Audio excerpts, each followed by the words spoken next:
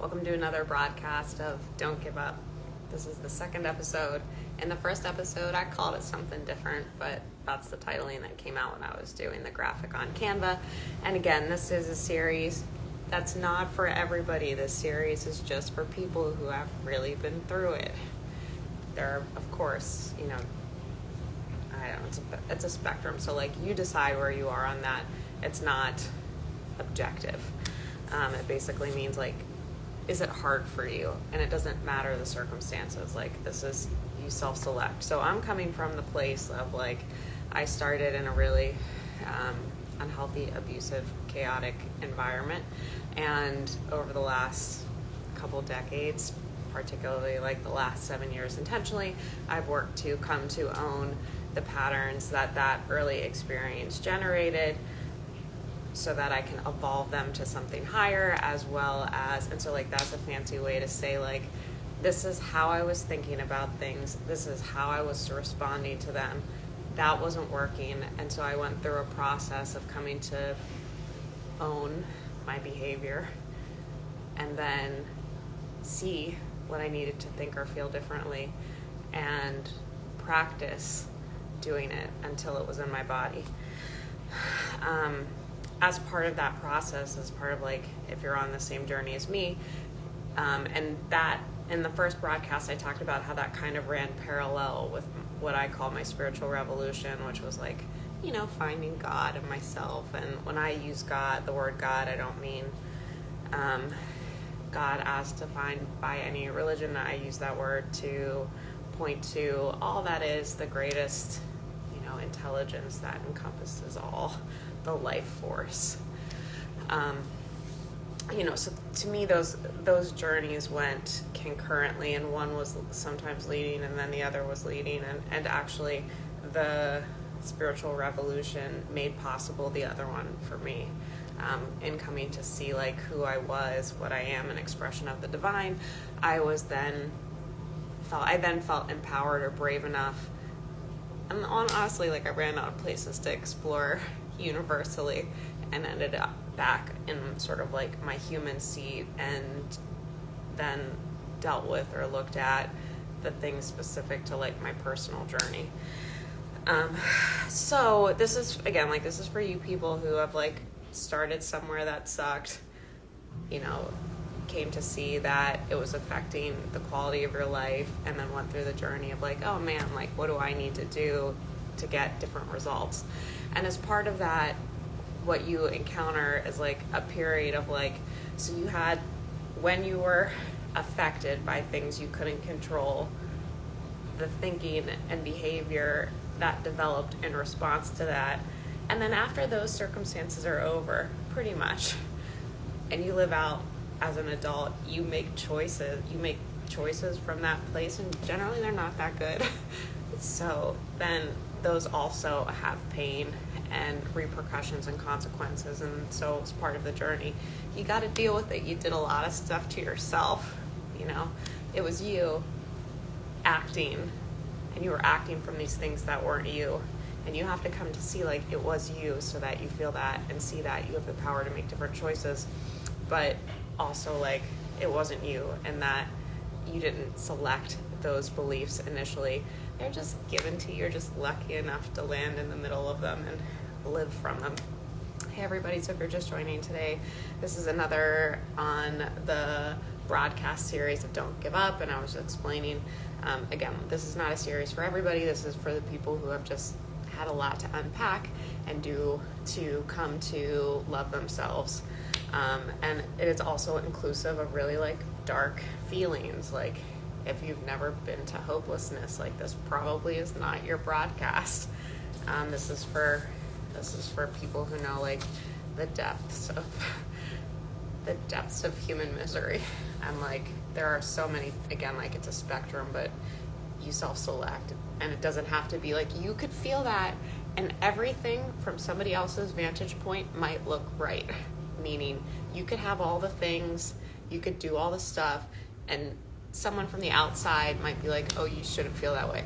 Well, honey, if you feel that way, you feel that way. It's your experience. It doesn't matter what it looks like to anybody else. So today what came to me to talk about was discussing. So we're going to discuss discussing, and I think what we're discussing about discussing is how you talk about the journey to yourself and also how you share it with others, but it feels like particularly for yourself. Okay, so just kind of felt a surge of life. Okay, so felt to bring my different markers here. These are my arts and crafts markers. In discussing this with yourself, I think the number one,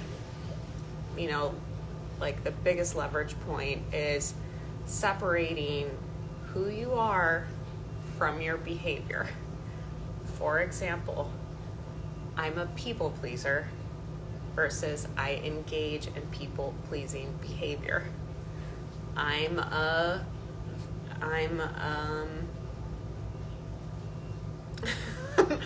narcissist versus somebody who engages in that behavior. Like, make space between you and the behavior set that you know that you are working on.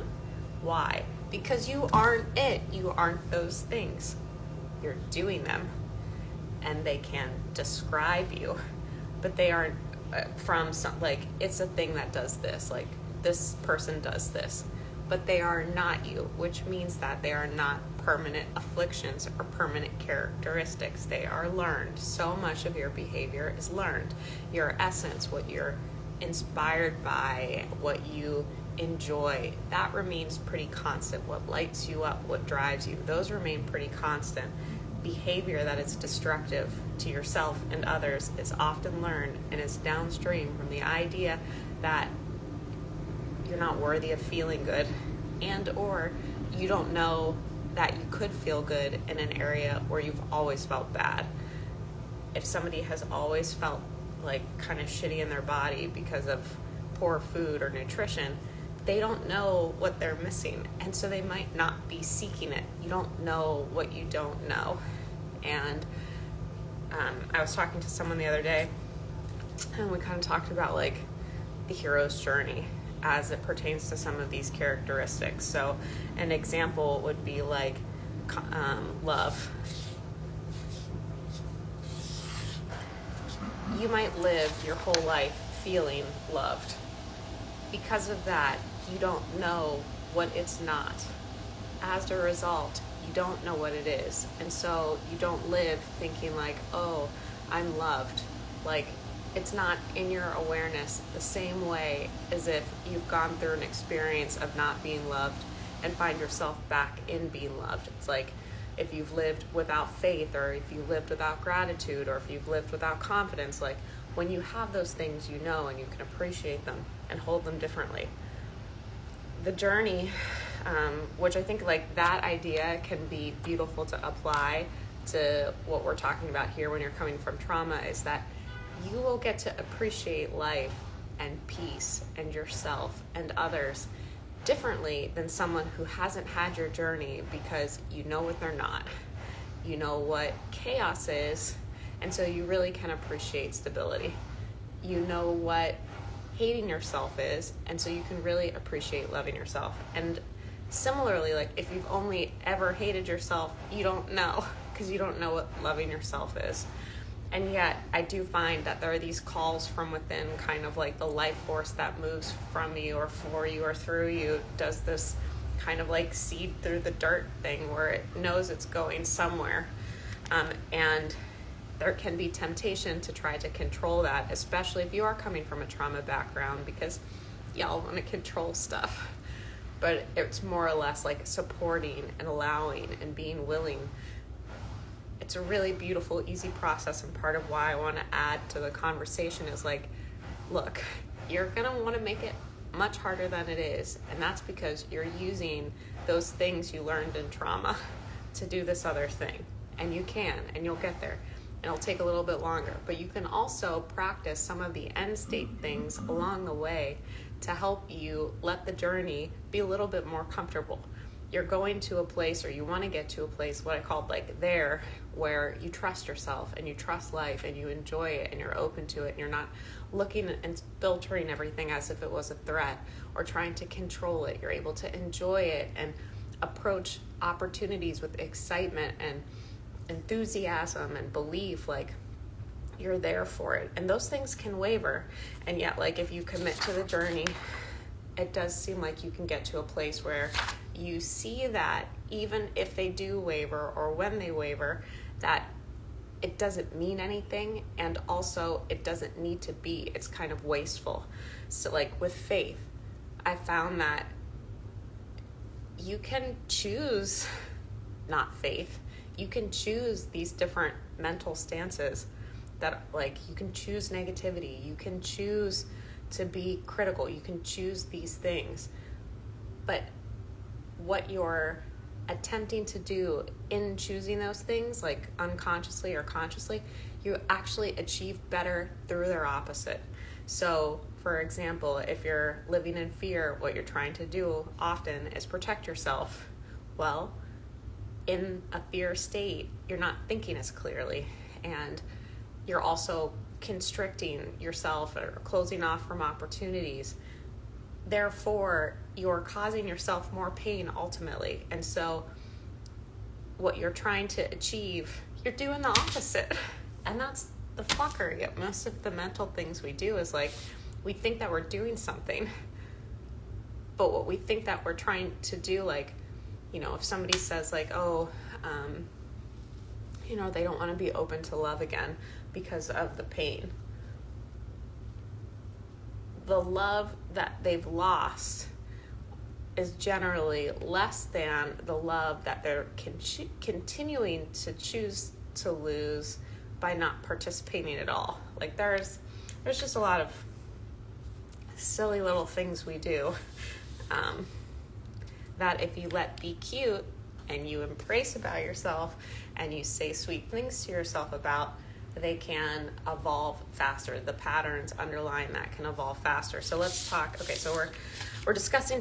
So how do you talk about the journey to yourself? The thing I started with was saying, like, create a little space between you and the behavior that is that you're healing or correcting. So for me, one of the things that was hard for me was being honest about how I felt and what I thought. I had been trained to kind of dance around the emotional reactions of certain personality types. And so, you know, I didn't know that. But what I did ultimately come to see, because I didn't know I was doing it. I didn't know it was unnatural, because that was what I had seen and that was what I'd come to do, where it's basically like, let me organize this information so that you see and feel the way that I think you should see and feel, rather than saying like, this is what it is. You have your experience and I'm going to have my experience. The way that I was doing it was like, I'm going to try to control your experience. What's funny about that one is like, it's what you think that they'll think, which isn't that. Like, it's so silly. But in healing that, what I had to do was start to notice when I was doing it. If you take on it as an identifier, so with that one, it's kind of like being shady.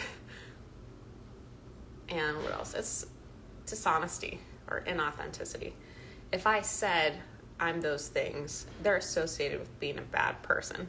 They're not great behaviors. They don't really generate great results. However, they weren't who I was. It was what I was doing. And so allowing it to be something external to me reduced the guilt and shame that I felt around it, which gave me a greater opportunity or impetus. Like, I wanted to try to, like, it makes you braver to want to do something about it, because you're not sitting around taking it like personal. You know, so many of our hesitations are around, what do we think it'll look like? You know, will I be judged? That somewhat reflects the judging of ourselves internally, but it also, again, is counterproductive. The best thing that you could come to do would be to change your behavior, to embrace authenticity and transparency, which would require allowing yourself to even claim that you feel shame, or that you don't have to claim it out loud. You can, but like, these different things that would look bad actually come to generate the result that it's better for you and better for all.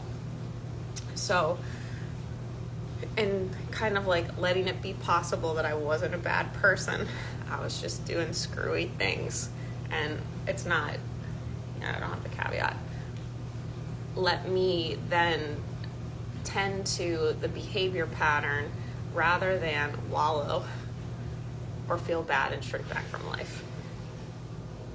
With that pattern in particular, what I found to be helpful was I would, before discussions where I knew I was hesitant to say things exactly as they were, I'd write them down. And I'd go to the discussion with the person with my little piece of paper. And where I was really afraid to say the thing, I held myself to the paper. And over time, the feedback that I got was like, transparency works. Transparency works. It moves it along. Not everybody is going to be available to do healthy things with you if they're not doing healthy things already. So you likely can't use your new tools in old places right away until you get stronger. You start to use them differently, but just there are certain places that this will work for you and there are certain places that it won't. So you have to kind of be honest with yourself. Like, is this person hearing me? You know, are they offering me the space to grow? Are they, you know, is the conversation progressive? Progressive basically means like new conclusions. Like a discussion isn't about getting somebody to see what, it's not about being right. It's about moving forward. So it's like, here's what I see, cool. And then like new understanding is generated, it progresses. So in discussing your healing process within yourself, today's point was like, make space between you and the behavior. It's not you. Like, and this would be true of like your like part of why I'm so intentional about sharing this work is that this is for people who are doing bad things. You know, like people who have been hurt, who hurt others and know it's not quite what they want to do, but there's so much shame and so much shit around it where it's like, honey, it's okay. Like, play it from here, play it from here, play it from here. Like, I want to build bridges. I don't want to, you know, excommunicate anyone. And yet at the same time, like, if you're letting somebody in, they need to, like, boundaries are important. So if you're letting in somebody who has behavior that's not helpful or that's hurtful, and they're not aware or willing to be aware that that's what it is, that's okay. But it's also okay for you to say, like, you can, like, you do you. I'm not going to own that, but it's not going to happen in my space. And the self-worth journey of the self-worth, the self-worth part, today is one of those don't give up broadcasts. And I'm talking about discussing the journey with yourself. We're discussing discussing. Oh, thanks so much, Ray. I really appreciate that. Nice to see you. So like with also like with the bridge building, when I'm talking about and sort of saying like, come here, person doing screwy thing, like they have to come to that within themselves. You can also afford the grace. I'm talking about affording yourself to others as well. They're doing that, not who they are. They're doing that, not who they are. And yet, again, at your own sort of like, you're in charge of your own little space. Any messes that happen there, any chaos that happens there, like, it's pretty much your choice. Sure, there's weather. Sure, there are things that blow in the door. And yet, like, you choose how you respond to them, and you also get to, in many cases, choose what you allow in. Mentally, your mental temple is where you have the most leadership. What thoughts do you want to entertain? And yet, and again, sorry, we're so nuancy here. I'm like, here's this, but you know, with your mental, like what I found in mental leadership, if you're coming again from like a trauma background, which is what we're talking about today, all my homies, it's probably hard as fuck for you to take control of your mind sometimes, because your nervous system can get activated, and when your head starts to run, like, good luck, buddy. Like, you cannot chase your head with your head. You cannot chase thought with thought. Like, as you go along the journey, you might come to see, like, well, that's a crazy thing. I shouldn't think that. Why do I think that? I shouldn't feel that. Why should I feel that? here's why I should feel something different. And you start to talk to you and like just gets bigger and bigger. It's like this Charlie Brown pig pen dust cloud. Do not chase thought with thought.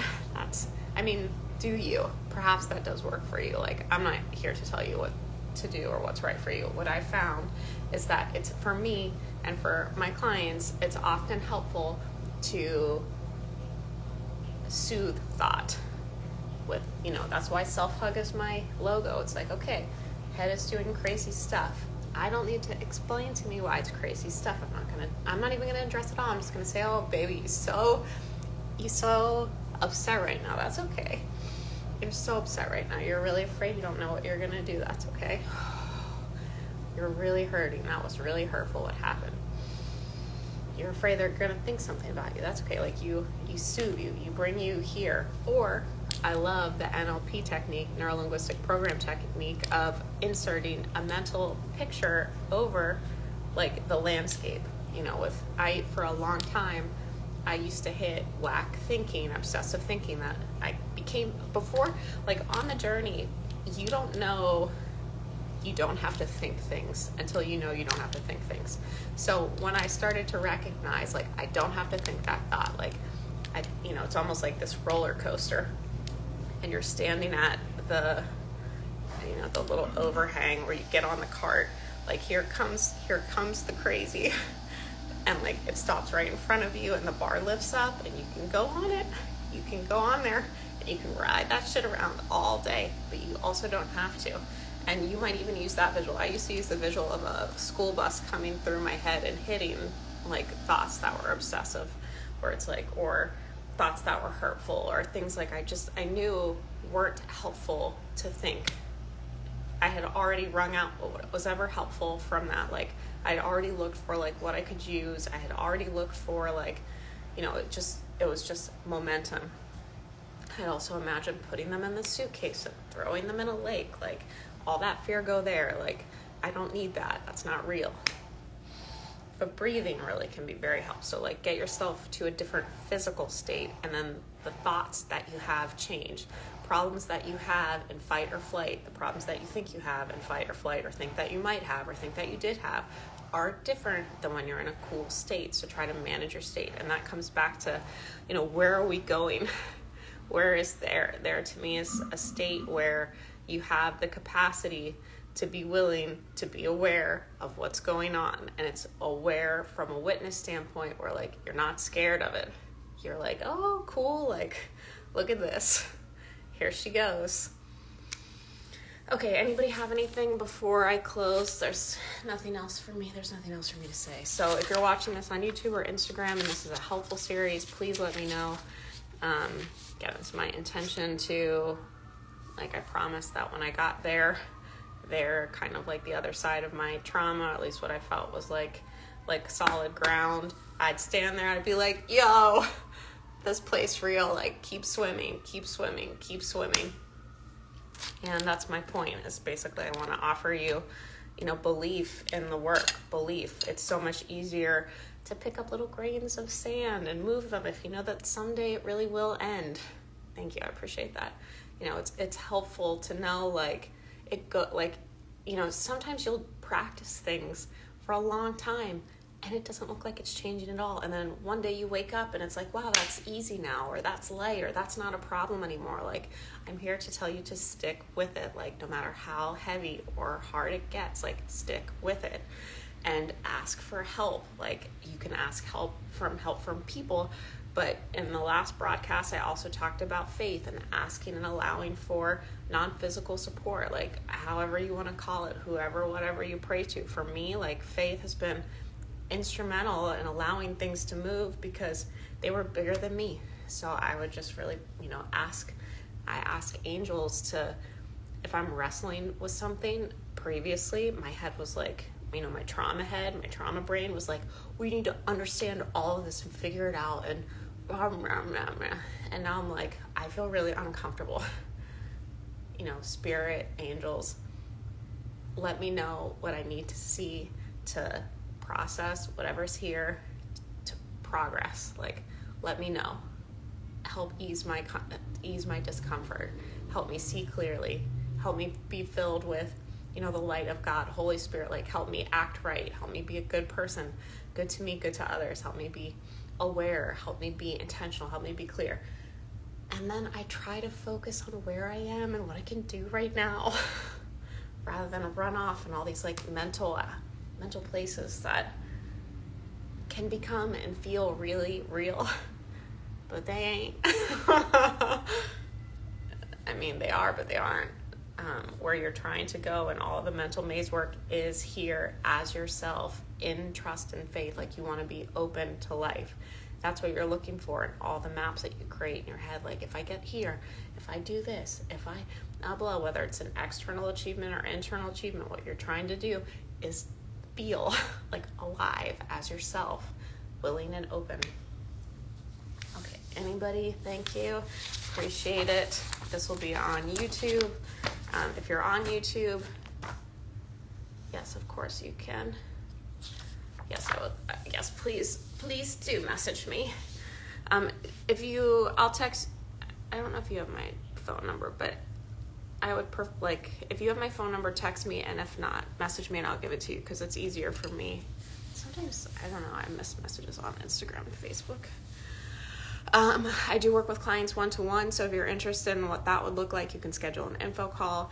So I do have this background, like this personal experience that is somewhat meaningful to the process, but I also channel and work directly with a client. I'm not ever taking anybody down my path. I'm only ever guiding them to the awareness of their ability to have and walk their own path. Like, I'm not saying like, come the Shaylee way. Like, my work with clients is like, let's connect with who you are and what your way is, and so you can feel confident in going that direction. I also sell art, so if you're interested in any from me or from 7 artists I'm thrilled to represent, you can send me a message. All of it's on my website, haveabook.com. There's a lot of client reviews there, more than 70. I've been doing this since 2016. There's also information about the art and what I have in the shop. I also offer, if you need to talk to me about different pricing or, you know, package arrangements, like, do it. Okay, everybody have a great day. Thanks so much for coming out.